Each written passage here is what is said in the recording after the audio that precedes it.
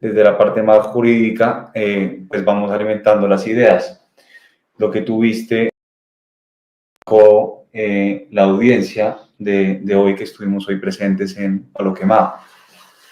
A ver, uno de los aprendizajes de todo lo que hemos visto de cómo funciona el sistema democrático a lo largo de la historia y de las conquistas, de lo que es la dignidad humana, la separación de poderes, es las garantías judiciales a un debido proceso. Las garantías judiciales hacen que usted como ciudadano pueda tener un debido proceso. Y eso no solo está protegido por la legislación colombiana, la Constitución, sino por las convenciones internacionales.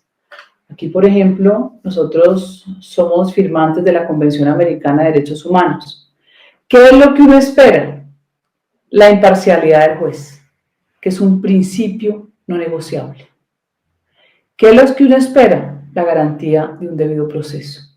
Que la defensa tenga los elementos de prueba que pueda generar las contradicciones debidas para desacreditar tanto los testimonios como a los testigos. ¿Qué fue lo que vi yo presencialmente en la audiencia? Una juez con un preámbulo político. Desde ahí siento yo que la función del juez se desdibuja. La justicia no puede ser política, ni puede politizarse, ni puede ser una herramienta de garrote político, y menos que nada para la oposición en un sistema de equilibrio de poderes. Cada cual tiene su espacio, la rama ejecutiva, la legislativa y la judicial. Cuando la juez hacía un análisis y invocaba algunos filósofos y después decía que ella venía a hacer justicia, no tiene que decirlo. Para mí el juez tiene que estar supeditado a unos hechos que unos dicen que existieron y otros no, y hacer la valoración tanto de lo que dice la fiscalía como la defensa. Y esa valoración tiene que tener toda la técnica y la neutralidad debida que merece una sociedad que cree en la justicia. La dignidad del juez es superior a cualquiera porque el juez es el que nos priva de la libertad, bien supremo, protegido constitucionalmente. Desde ahí no me gustó. Después, durante toda esa larga lectura que hizo, me dio la sensación que ella no conocía el texto, porque se equivocaba mucho, como cuando uno lo ponen a leer algo a última hora muy largo y no se sentía cómoda con una lectura hecha por uno mismo. Había palabras que ya no sabía pronunciar, por ejemplo. Así usted tenga el sustanciador, que uno sabe que los textos los elaboran, no había familiaridad con el texto, demasiado enredo, pero al final justificando lo injustificable. Mi mayor preocupación para que usted entre ya a los elementos del derecho. Primero, parecía más fiscal que juez, no le dio crédito absolutamente nada a la defensa, ni siquiera a los peritos, convirtió en prueba unas interceptaciones ilegales, donde además los miembros del CTI, cuando reciben la orden de la Corte, dicen que fue por error. Pues si hay un error, cuando se está investigando a Nilson Córdoba, el congresista, y meten el teléfono del presidente Uribe, inmediatamente esa prueba tiene que ser desechada, no puede ser utilizada, porque eso significa que se abre una ventana a que cualquier ciudadano hoy pueda ser interceptado con esa interpretación de la juez. Después de eso, los relojes espía, ¿cómo los lleva a una cárcel? ¿Cómo se acredita una prueba que la misma Deyanira no pone a disposición de la Corte Suprema, la guarda y después la exhibe cuando los peritos de la defensa establecen que habían más de 100 archivos eliminados? O sea, yo te grabo a vos y lo que me sirve lo dejo y lo que no me sirve lo desecho. Inaudito. Y finalmente, dándole una connotación superior al testigo Monsalve, el valor civil de Monsalve, unas posiciones subjetivas de la juez que dejan mucho que desear, pero además dándole valor a un bandido sicario condenado a 40 años por secuestrador y homicida. E igual hace con Deyanira. Y con Deyanira usa su condición femenina. Pues no, a mí no me comparen por ser mujer con una Deyanira, porque Deyanira se presume víctima, pero Salud Hernández hizo una investigación magistral como periodista, diciendo quién era, dónde se movía, su relación con las FARC, y le pareció que no había lugar a que investigaran a Deyanira ni los dineros de Deyanira. No olvidemos que le regala a Monsalve, su supuesta expareja, una finca de 500 millones de pesos. ¿De dónde sacó el dinero? ¿Cómo lo obtuvo? ¿Cómo hizo esa transacción? Eso no genera ninguna duda para los cuestionamientos de la juez. Entonces, deshace completamente la credibilidad de la defensa y sus argumentos, pero le asigna total crédito a la Fiscalía y a los que acusan al presidente Uribe y a las presuntas víctimas. Para mí hoy todavía pensar que Deyanira es víctima, que Montealegre es víctima, la verdad se están riendo en la cara de todos los colombianos. Senadora María Fernanda, buenas noches, Juan José. Me gustaría preguntarle, senadora, aprovechar que la tengo acá y que tengo a Juan José, preguntarle por esa visión que debería tener uno como ciudadano al ver esta componenda, ¿no? Eduardo Montealegre logró constituirse en víctima en el proceso contra el expresidente Álvaro Uribe Vélez. Y siendo víctima en el proceso, fue un hombre que sirvió como jefe de la hoy fiscal que acusa al expresidente Uribe. Y hoy Eduardo Montealegre pasa de ser un exfiscal a convertirse en el ministro de la Justicia de Gustavo Petro. ¿Esta no es una muestra que el gobierno de Gustavo Petro está metido dentro del proceso en contra del presidente Uribe?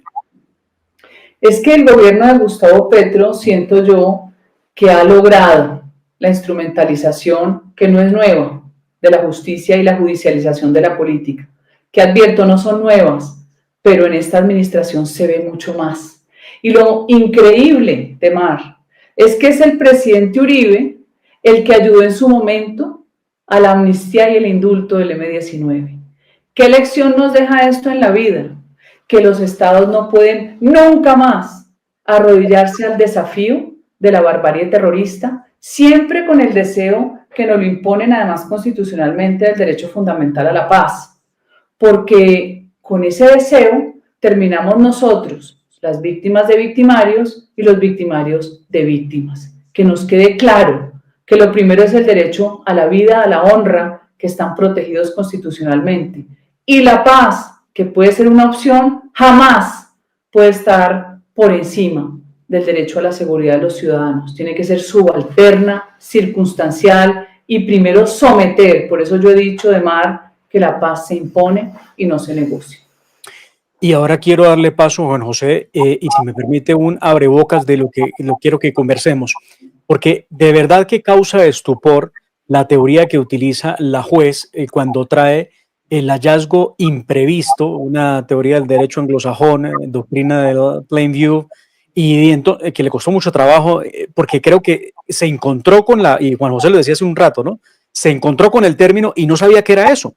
Ella no sabe qué es eso, no sabe de dónde lo sacaron, simplemente se lo pusieron allí y trató de leerlo. Pero me llama la atención que aquí entonces, y esto sí muy de la cosecha, porque nos dedicamos a estudiar derecho constitucional en la vida, ¿dónde quedó el artículo 29 de la Constitución Política cuando la señora relativiza sin una orden judicial el tema de una interceptación ilegal? Y entonces dice que en este orden de ideas y acudiendo a la teoría internacional utiliza el hallazgo imprevisto como una herramienta que permite saltarse de golpe el artículo 29 de la Constitución Política respecto al debido proceso.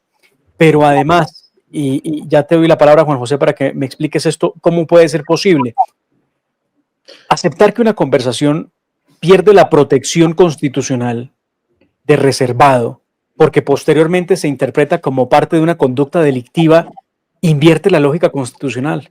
La protección debe evaluarse de manera ex ante, no ex post, como lo hizo la juez. Y si no había orden judicial, cualquier interceptación constituye entonces una prueba ilícita. Y eso sí, revisen ustedes artículo 15, artículo 29, bloque de constitucionalidad, sentencia C-336 del 2007, para llegar a eso. ¿Cómo y de dónde usted, Juan José, que es un hombre experto en temas de derecho penal, cómo llega a esa conclusión la jueza Andrea Pidal el día de hoy?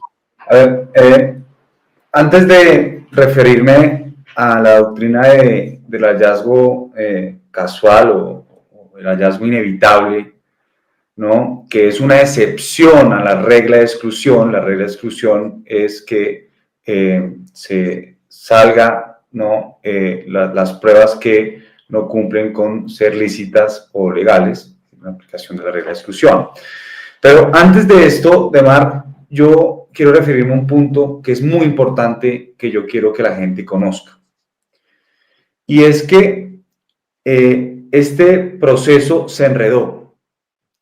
Este proceso era un proceso mucho más sencillo y lo que lograron fue enredar. Y se enredó desde la propia Corte Suprema de Justicia. Y le cuento por qué.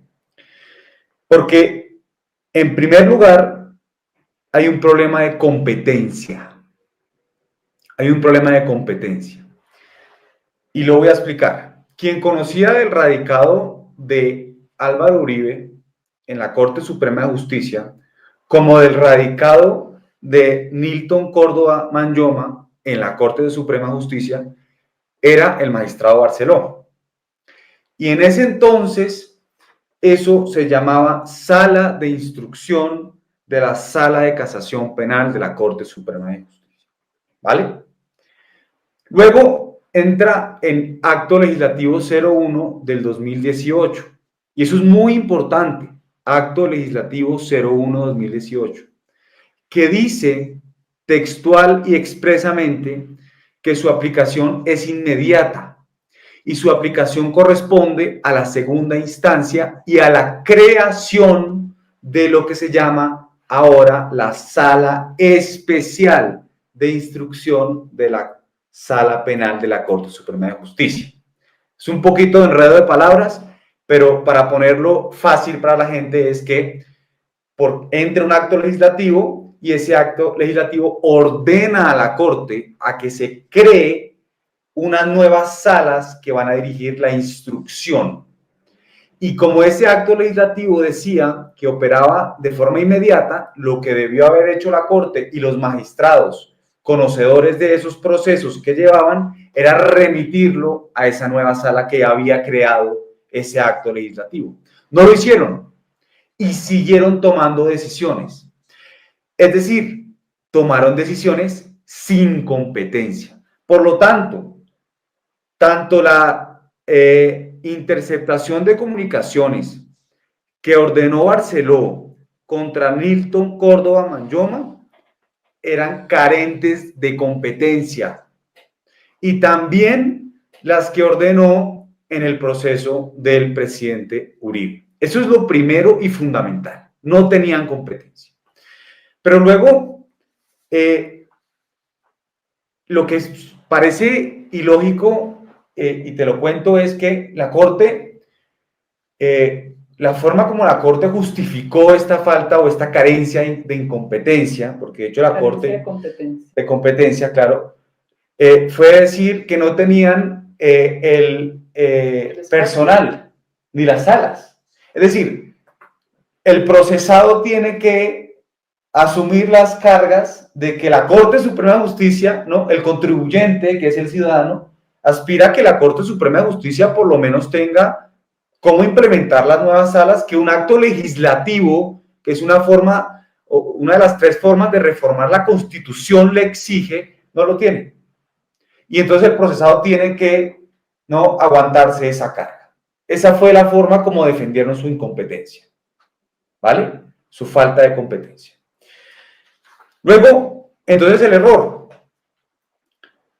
La orden que emite Barceló con incompetencia, falta de competencia, presenta otro problema. Y es que esas órdenes de interceptación tienen que estar debidamente motivadas. Porque cuando yo intercepto a una persona, yo pongo en juego derechos fundamentales. En este caso, la intimidad, ¿no?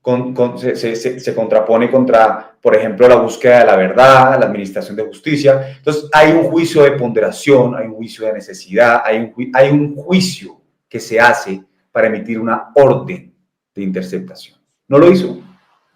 Si usted se fija en la orden que emitió el magistrado Barceló para interceptar a Nilton Córdoba No hay nada. No hay nada. Y entonces ya estamos en un magistrado que actúa sin competencia, que hace una orden sin fundamento. Y ahora vámonos al error, que es lo más grave. Se intercepta a una persona que no era a la que se buscaba interceptar. Démosles el beneficio de la duda, que se equivocaron. Si se equivocaron, pues el análisis que se hace de ponderación se cae. ¿Por qué? Porque si yo digo, voy a interceptar a esta persona por tal y tal y tal razón, y resulta no ser esa persona, pues entonces el día de mañana nos interceptan a todos y dicen que es un error y no pasa nada. Y esa es la gravedad. Y hoy la juez trató de pasar muy por encima de eso. Fíjate que el análisis, ni siquiera hizo el análisis de competencia que te mencioné, ni siquiera hizo el análisis de la motivación de la orden y muy poco se refirió al error. Y es un error que genera angustia. Y lo puse yo en mis redes, genera angustia porque en un Estado de Derecho se tiene que respetar la inviolabilidad de las comunicaciones, el respeto a la intimidad. Y en este caso no importó. Y no importó porque se trataba del presidente Uribe. Y entonces les sigo contando. ¿Qué hizo el magistrado Barceló muy eficazmente? Coge esas interceptaciones obtenidas por error, ¿no? Por error. Y dice que hay un hallazgo casual. Eso no soporta una discusión doctrinal seria. Que hay un hallazgo casual ahí no soporta una discusión doctrinal seria.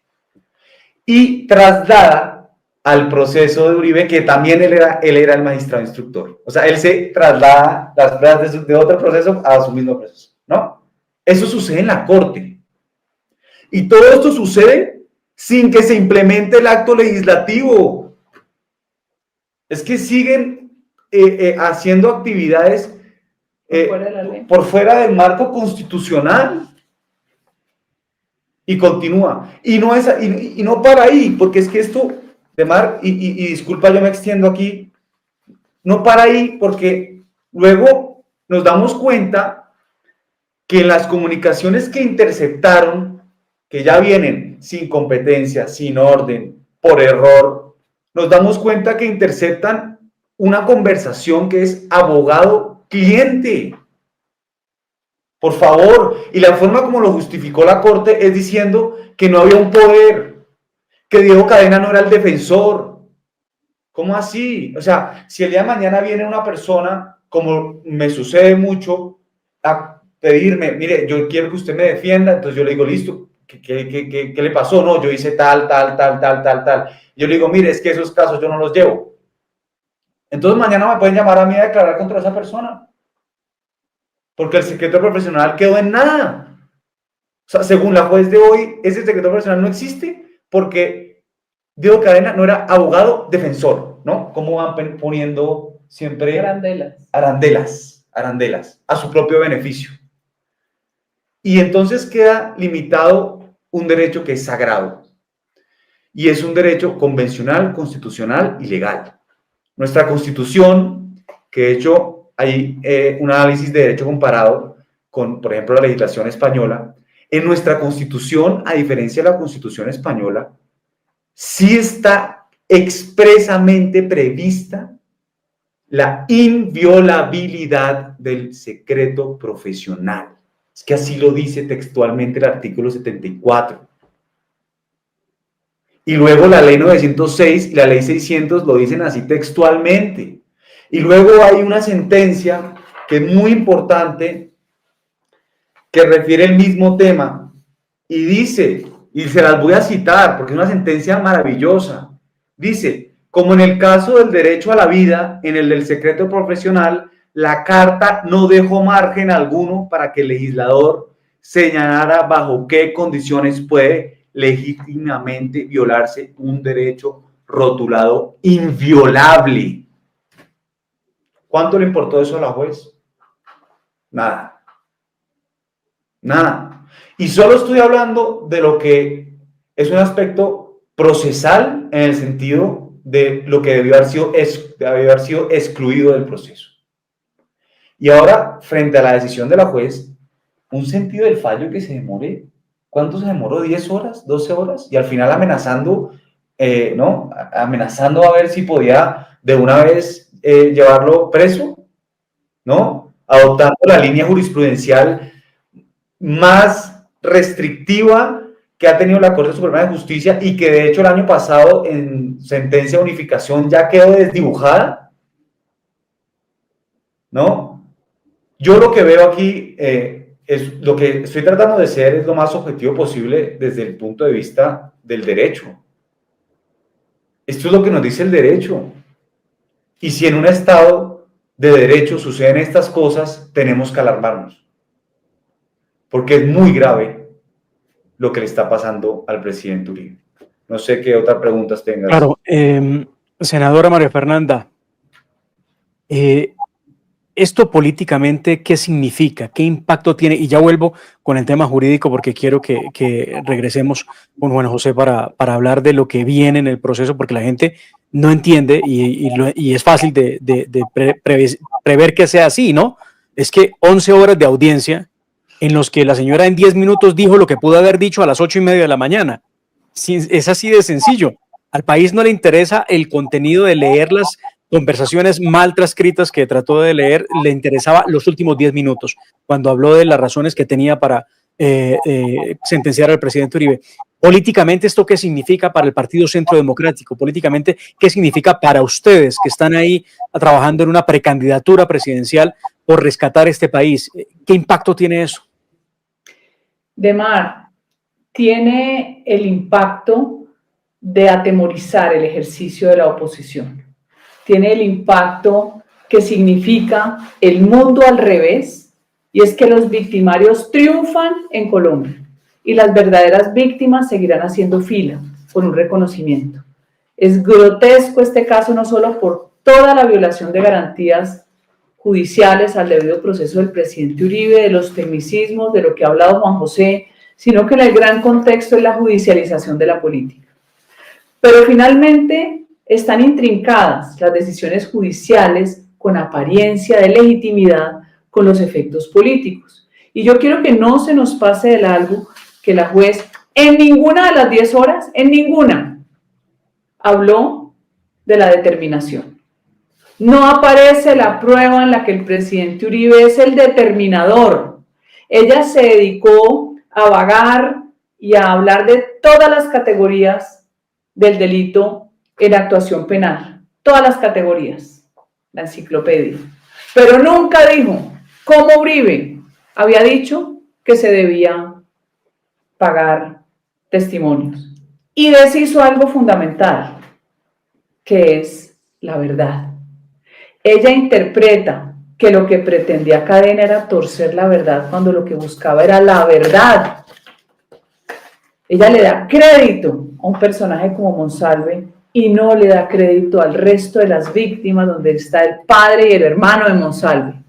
Aquí lo que estamos buscando es la verdad, no la torcedura ni la mentira. Para ella no, para ella su verdad era lo que decía un personaje condenado a 40 años por sicariato, por secuestro.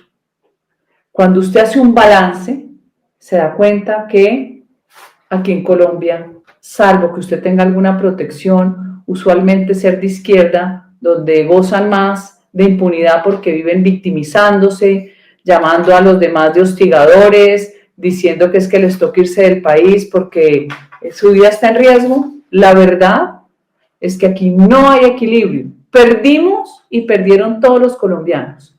Y hoy la izquierda celebra y se ríe, pero perdimos cuando nos damos cuenta que esto nos puede pasar a cualquiera. ¿Cómo vamos a ejercer el derecho a ser opositores? ¿Cómo vamos a denunciar alianzas macabras? ¿Qué vamos a hacer para que la Fiscalía opere en el pacto de la picota? Para que la Fiscalía opere con los 5.000 millones de la campaña que superaron, como lo demostró el Consejo Nacional Electoral en auditoría forense, y Ricardo Roa sigue muerto de la risa haciendo negociaciones con Venezuela. ¿Dónde está el futuro de un país donde el Estado de Derecho hoy no existe? Se enterró. Bueno, José, hay sentencias de la Corte Constitucional que han indicado que el secreto profesional tiene unas excepciones, pero jamás en ninguna de las sentencias, tengo dos en la cabeza, una del 2006 y otra del 2007, la 117 y la 336, en ninguna de las dos sentencias se habla de que se permita la violación del secreto profesional bajo el control judicial de manera ex post, de manera posterior.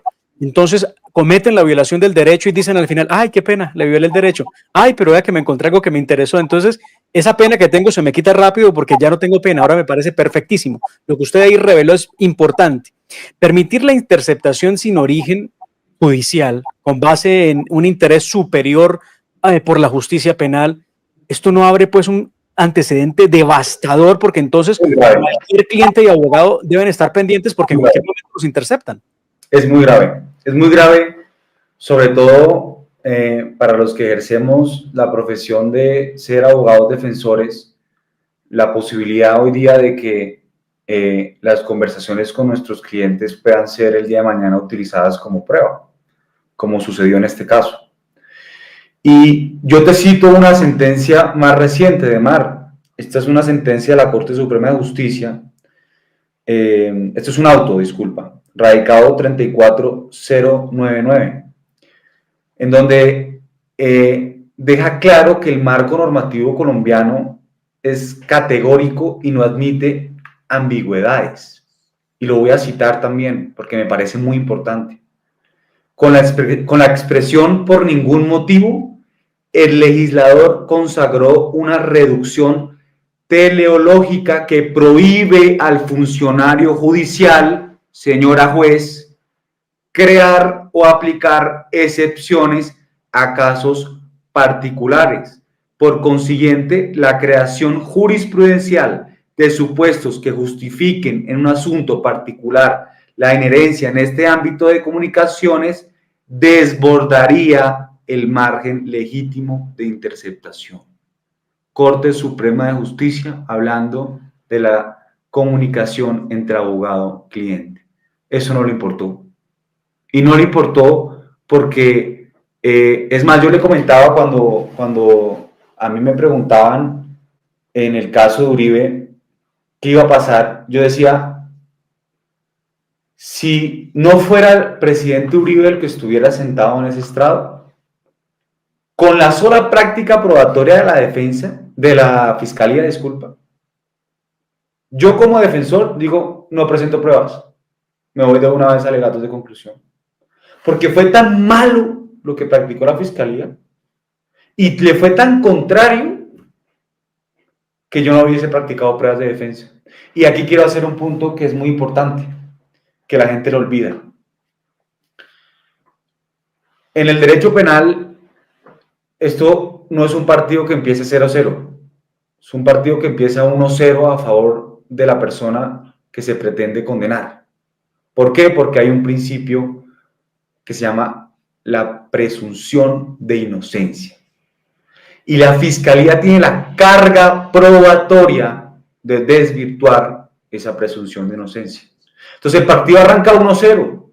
Y si queda 1-1, gana uno también. La fiscalía tiene que ganar 2-1. Por eso te decía el ejemplo. Si no fuese el presidente Uribe el que estuviese ahí sentado, yo como defensor en un caso distinto que me hubiese pasado igual lo mismo, yo no practico pruebas de defensa. Porque es que la fiscalía lo hizo muy mal. Porque el escrito de acusación está muy mal hecho. Porque incluso la juez quería condenar por el soborno, pero dijo que no por congruencia. Es que la acusación, si uno se va desde la acusación, ya hay un defecto que incluso el doctor Granados ya mencionaba. Aquí se ignoró todo y se pasó por encima de todo. Y volviendo, yo quiero retomar el tema que mi mamá decía. Monsalve, que era un testigo tímido. Qué pobrecito Monsalve. ¿Cuáles son los delitos que tiene Monsalve, que lo tienen preso? Secuestro y homicidio. Secuestro y Sicario. homicidio. Imagínate, el tímido Monsalve, que le hacían bullying en la cárcel, ¿no? Que se sintió presionado. No, señor, por favor. Y entonces también dice, ¿y cómo justifican a Cepeda, no? Que entonces las ayudas que le daba Cepeda a Monsalve no dicen nada porque Cepeda ayudaba a muchos. Lo dijo así la juez. Vaya uno a ayudar a uno de esos para que veas cómo termina uno de enredado. Pero como ellos son defensores de derechos humanos, ¿no? Pero ¿dónde queda la sana crítica al testimonio, que es un elemento fundamental que debe tener la juez a la hora de aceptar o no a un sujeto con esos delitos que cometió Monsalve, condenado a más de 40 años y con la pésima actitud y comportamiento que ha tenido privilegiado en una cárcel? En nada. Y yo te digo una cosa. ¿Por qué esos privilegios que reconoce la juez Cepeda le ha concedido a estas personas no son investigados? Es que, ¿qué pasa si el día de mañana descubren que María Fernanda está dándole beneficios a un testigo en una cárcel para hacer declaraciones? ¿Ah? A Cepeda no le pasa nada. Intocables. Intocables. Y vuelvo al punto que decía María Fernanda. ¿Y la determinación en dónde quedó? ¿Dónde está la determinación de Uribe a cadena? No existe. No habló en ningún momento de esa determinación. Y sin esa determinación tú no puedes Condenar. ¿Cómo vas a condenar? Si no hay delito, no lo probaste, no hay cómo. Por eso necesitaba 10 y 11 horas. Por eso crearon 1000 hojas, como ella lo anticipa. Pero qué curioso que ella invocara una doctrina anglosajona para poder pasar por encima de esa violación que se había hecho de la interceptación cliente-abogado. Qué curioso. Les gustan mucho los anglosajones, como hizo Eduardo Montealegre, cuando quería invocar una doctrina que la invocó al revés, como se lo demostró el doctor Gaona, de la Asamblea Constituyente. Aquí a mí me genera muchas sospechas y yo creo que ese escrito tiene autoría propia. Aquí hay mucha maldad, mucha extensión, y si algo le he aprendido yo a los abogados defensores es que cuando el escrito es muy largo es porque no tiene nada.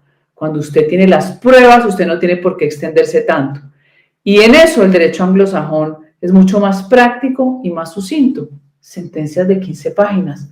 No esta locura para que nadie se la lea, para que quede la confusión, para que quede la narrativa que es la que después usa la izquierda para crear sus mitos y seguir torciendo la historia de Colombia, invocando un derecho a la verdad como lo invoca Gustavo Petro, que no es otra cosa que la mentira consumada por actores violentos como lo fueron ellos, que hoy pretenden ser los protectores de la justicia. Cada vez que yo veo a Petro hablando de proteger la justicia, me acuerdo del Palacio de Justicia incendiado. ¡Qué personajes tan peligrosos los que tenemos hoy en el poder! Pues José, que viene procesalmente hablando, hay confusión. La gente piensa que esta es una sentencia definitiva, que aquí no hay nada más para poder ver en el proceso. ¿Pero qué viene? ¿Qué podemos decir? Hay todavía mucha batalla. Hay todavía mucha batalla. El viernes la juez va a dictar sentencia. Se podrá interponer recurso de apelación. Eso da 5 días para que se interponga el recurso de apelación por escrito ante el Tribunal Superior de Bogotá y esperar la decisión del tribunal. Y igualmente esta juez, en lo que vimos del sentido del fallo y lo que leeremos el viernes, nos daremos cuenta que va a abrir unas puertas enormes para la casación. Es que lo hizo muy mal. Y lo hizo muy mal porque cuando uno, como me lo ha enseñado mi madre siempre, defiende lo indefendible, siempre se tropieza. Y cuando tú te vas a dar cuenta de ese texto de 1000 páginas, al igual que el auto de Reyes, si no me equivoco, que puso en privativa de la libertad a Uribe, 1400. 1500 páginas. No decían nada. Sí. Yo sí me tomé la labor de leérmelas. Hacía un recuento de Roma. La historia de Roma en un auto. Es un bárbaro. Entonces ahora vamos a ver con qué nos sale esta juez, ¿no? Con 1000 páginas. No las leeremos de mar. Nos las leeremos. Usted, profesor de constitucional, usted, profesor de penal. Pero vale la pena leerla. No la leeremos y se la explicaremos al público. Si resistí la sentencia de EPA Colombia, que me pareció fantástica, pues bueno, voy a resistir esta con mucho más ganas. Mira, no, y te voy a decir una cosa. Esto es una oportunidad para que los colombianos pongamos mucha atención y los que tenemos una responsabilidad, o por lo menos los que tienen una responsabilidad como mi madre, expliquen a las personas con facilidad lo que sucedió. Los argumentos de la juez, cuáles fueron, por qué no son dables, por qué se caen sobre su propio peso. Esto es una gran oportunidad. Las cosas, uno en la vida, me lo ha enseñado siempre mi papá, las ve uno como algo bueno o algo malo. Siempre, siempre. Hoy, por supuesto, es una sentencia de condena. Pero ¿qué podemos ver? ¿Qué es lo bueno de esto? Que vamos a despertar muchas conciencias. Vamos a despertar a mucha gente. Que vamos a tomarnos el trabajo de analizar esa sentencia. Que la vamos a comparar con los escritos que presentaron los abogados para ver qué tanto calcó. Que la vamos a comparar con las decisiones que esa misma jueza ha tomado antes, porque esas decisiones son públicas, para ver si cambió la forma como escribe, para ver si cambió la forma como argumenta y cómo valora a los testigos. Nos vamos a tomar un trabajo juicioso y ese trabajo lo tenemos que hacer por un deber y por una deuda que tenemos con el presidente Uribe. Porque el presidente Uribe salvó a Colombia. Y eso es un legado que nosotros los jóvenes tenemos una deuda con él y tenemos que rescatar. Pues esperar lo que diga el viernes la juez, estaremos muy atentos.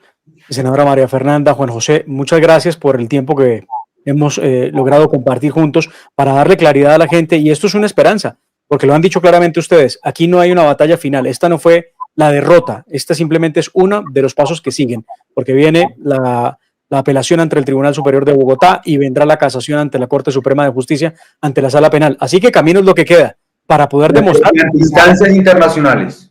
Además, claro, además, la flojísima argumentación de la fiscal, que resultó ser amiga, ex subalterna de Eduardo Montealegre. Es que están todos conectados. Es absurdo. Muchas gracias, senadora. Muchas gracias, Juan José.